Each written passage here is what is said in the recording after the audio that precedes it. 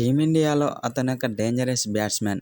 అతను గనక క్రీజులో నిలదొక్కితే మాత్రం ప్రత్యర్థి బౌలర్ ఎవరైనా సరే ఆ బౌలర్కు చుక్కలు చూపించాల్సిందే అన్నట్టుగా ఆడుతాడు.